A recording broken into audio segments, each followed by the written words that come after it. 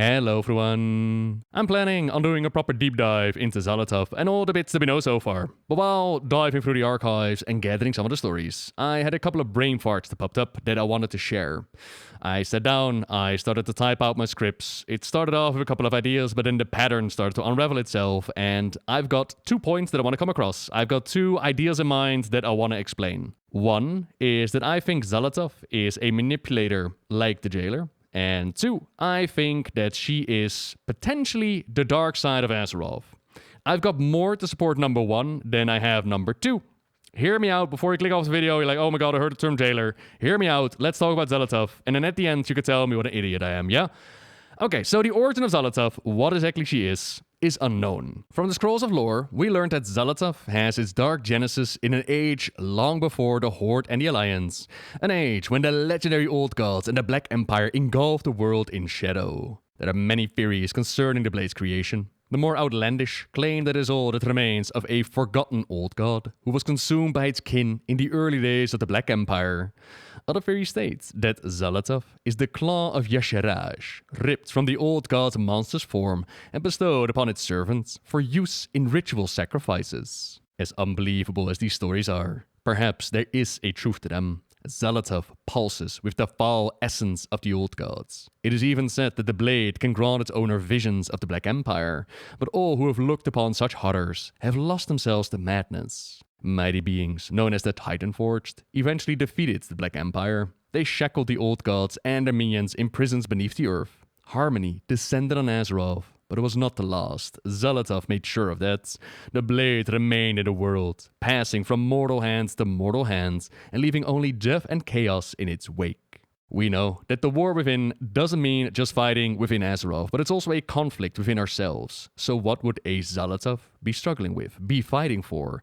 Is she an unnumbered old god devoured by the others?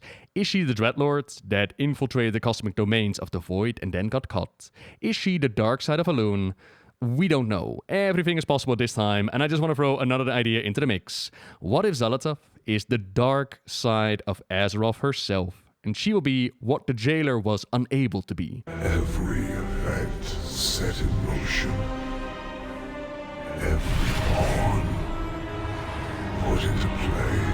We hear in the trailer that Illyria has a different experience compared to the others, describing communicating with Azeroth as hearing a song, it feeling radiant. There are terms that we heard before, but to our Void-connected Illyria, she only hears shadowed haunting her from below, whispers that also, once upon a time, really wanted her to take care of her sister Sylvanas. The fate of our world rests upon the edge of a knife. And our battle lies deep within. Knifey waifu, edge of a knife, and our battle lies deep within. Xal'atath's eyes are incredibly well done, reminding a lot of people to the cycles of the moon or a darkened Elune. So why the idea that Xal'atath could be Azeroth's evil counterpart? Well, we've had the old gods infect Azeroth's spirits, and for a lot of years, they were able to corrupt her until the arrival of the Titans, right? The days in which the Black Empire ruled the world. The Titan Agrimar sent something extraordinary here. The tranquil dreams of a slumbering world soul billowing across the cosmos. The song of life led him to a world that the Pantheon had not yet discovered. A world they would later name Azeroth. Nestled within the world's core was one of Agrimar's kin. One far more powerful than any yet encountered. The spirit was so mighty that Agrimar sensed his dreams, even through the din of activity that rattled across the world's surface. Yet as Agrimar drew closer to Azeroth and beheld the world, horror seized him. Void energy shrouded the world's surface like a layer of diseased flesh. From the ruined landscape rose the old gods and the Black Empire. Miraculously, the nascent Titan spirits remained uncorrupted. But Agrimar knew there was only a matter of time before it succumbed to the Void.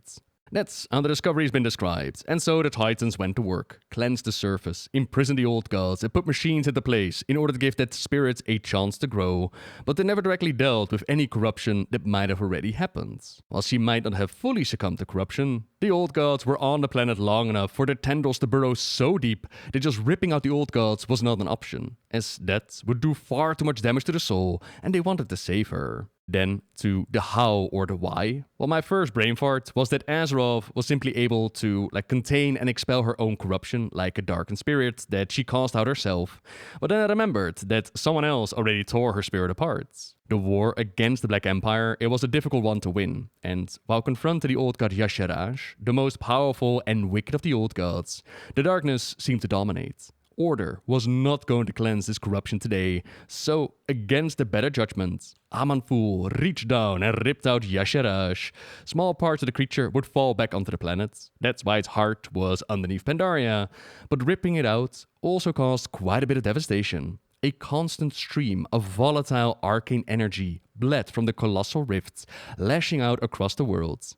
The Keepers knew that if they left it unattended, these energies would consume Azeroth over time. So they put up the Well of Eternity as a band-aid, and then later we read about Keeper Freya wandering the world, searching for areas where the Well of Eternity's energies had coalesced. More than just Xal'atath came out when Aman'thul tore him away.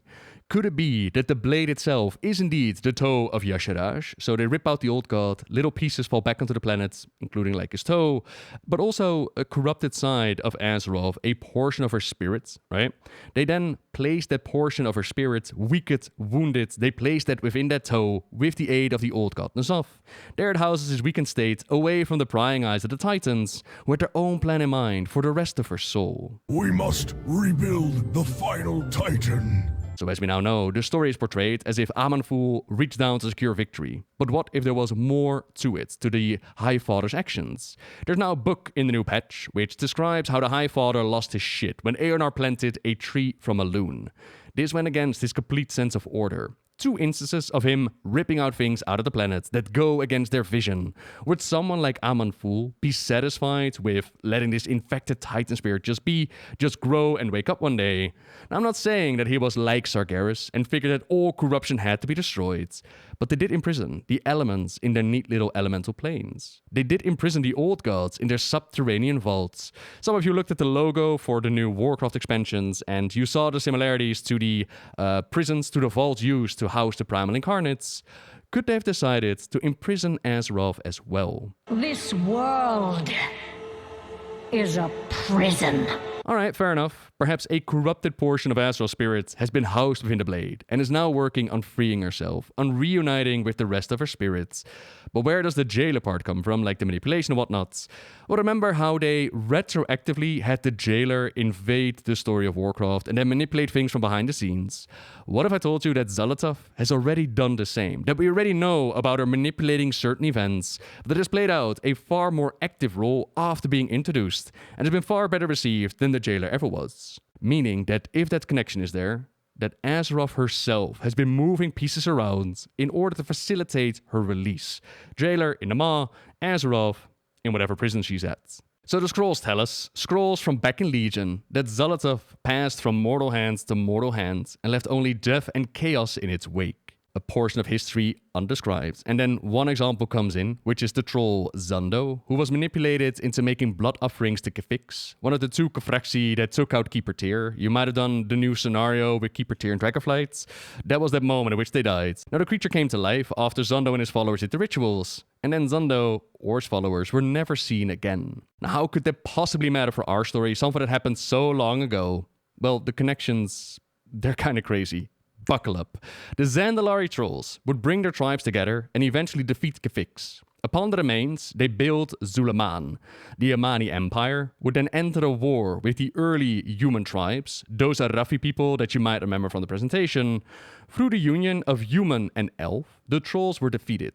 A union that would mean a pledge, a bond that would last forever. Whenever the humans would need them, the elves would be there for them, the elves would be at their side. Enter the Horde invading Azeroth and the Alliance being formed. The last descendants of Arator, Anduin Lothar calling to aid, calling for the elves to honor their promise. Only a token force was sent. Illyria Windrunner showed up on her own accord, and that's where she met Turellian. A love of the ages played out, they were brought together. These 2 then would go on to join the Army of the Light. She would embrace the Void, while he stuck true to the Naru and the Light.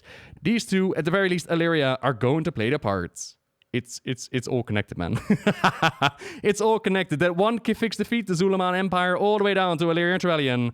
It's all connected, but there's even more than that. There's even more than just the tier scenario in Dragonflight, Illyria, and the Arathi announced for the next expansion. We also have Moira Fauruzan Bronzebeard and her son Dagran. Now, how are they possibly connected to Xal'atath and Azeroth and the Blade and all that? Besides her father being the literal speaker of Azeroth, the King of Diamonds who was been made a pawn, there's also a great whatever grandmother called Modgud, who once wielded Xal'atath. From Chapter 4 of Modgud's Doom, concerning the day the Dark Iron Sorceress acquired Xal'atath, Modgud embraced her clan's long history of studying arcane magic. As the wife of Sorcerer Fane Fauruzan, she had the first pick of the Dark Iron's most powerful enchanted artifacts, yet she was never quite satisfied with the offerings on hand. Modgud would often dispatch her servants to find new relics that she could study and use as instruments in the creation of spells. One of these dwarves returned with a blade that thrummed with dark energy. Modgud was immediately taken by it. For days, she retreated into her archives to unravel the dagger's mysteries. At times, she could be seen talking to the weapon. When she later emerged, Modgud called for the dwarf who had brought the blade in order to thank him.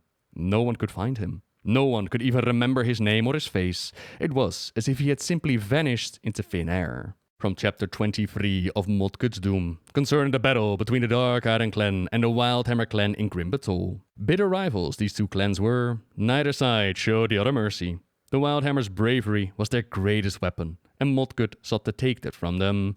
Under the thunderous clash of hammer against axe, she screamed an incantation and wove a profane spellwork. She slid her enchanted dagger over her palm and let blood spill onto the stones. Modgud's fall ritual brought Grim Battle's shadows to life. They sprang from the city's dark nooks and crannies, falling upon the Wildhammers with blades forged of night. From Chapter 27 of Modgud's Doom, recounted the final moments of the dark invasion of Grim Battle. The fate of the Wildhammer and Dark Iron would be decided. The sorceress unleashed her dark power on Kardros, but he pressed his attack. Then Modgud reached for her black blade, the weapon that had turned Grim Battle into a den of nightmare. It was not there. She had lost her cherished weapon, or, as some would claim, the weapon had abandoned her. With one mighty blow of his hammer, Kardros mortally wounded Modgud and secured victory for the Wildhammers. It is said that as the sorceress lay dying, she repeated one phrase over and over again. You promised. The darkness unleashed in Grim Battle would push the Wildhammer clan into friendlier relations with the Bronzebeards, while also abandoning their home and set up in Airy Peaks. The place would house a lot of grim moments, like the enslavement of Alexstrasza. A questline showing this moment had to be adjusted for Dragonflight. In turn, the death of his wife Modgud had quite the effect on the leader of the Dark Islands, and it affected his spellwork, accidentally unleashing Ragnaros the Firelord upon the world, sending up Blackrock Mountain with its molten core and enslaving the Dark Islands to the will of the Firelords. Fast forward into the future, and we would see Moira be kidnapped by the Dark Islands, fall in love with Fauruzan, their leader. From within the mountain, she manipulated events for the Horde and Alliance in Classic, having them take care of business within the mountain, and then she returned home. First, expecting to just dominate the place, take over from her dad, eventually have her son rule in her stead. They quickly put a stop to that dream. Instead, there would be a council representing all the clans, while Moira showed them what it was like to trust each other, to build a future for her son, who has a rightful claim to both the Bronzebeards and the Dark Iron throne. Light and dark embodied within her child. A story of fractured dwarves, which is going to be repeated during the War Within. More connections can be made, like how the orcs wielded her, or how we would take Xal'atath into Tyr's tomb and power her up, or how for the paladins there was this unit of the Void coming after us, and this Void unit we'd also see in Tyr's scenario. Point being, Xal'atath's fingers are on an oddly amount of events related to the War Within and beyond. Events that happened centuries ago are now playing their parts. The jailer was stuck in a maw. Could Azeroth be stuck inside, moving pawns around and get things done? Again, as I said, it's just throwing out some ideas, some stuff to chew on. At the same time, while there's definitely a pattern of manipulation by Xal'atath, it might just be to get the destruction of Azeroth going in service of the Void. I'm gonna do a deeper dive because there's also the Whispers to consider and what she's done before and the Old Gods and the Void and the Void Lords, all the good stuff. But I didn't want to do this video because it's an interesting topic and I want to dive much further into it. Of course, then the question becomes, if this is truly what's happening, right? If this is like her darkened self working to free Azeroth from within, working to free Azeroth from the yoke of the Titan's orderly oppression, what happens when she does get free? What happens at the hour of her third death? At the hour of her third death, she ushers in our coming. Look, I'm just really excited to be, excited again. I'm really happy to look at the future of the story of Warcraft, and I'm just curious what they're going to do. For now, though, thank you very much for watching, everyone. By all means, let me know what you're thinking in the comments down below. Subscribe if you like my videos. And until next time, see ya!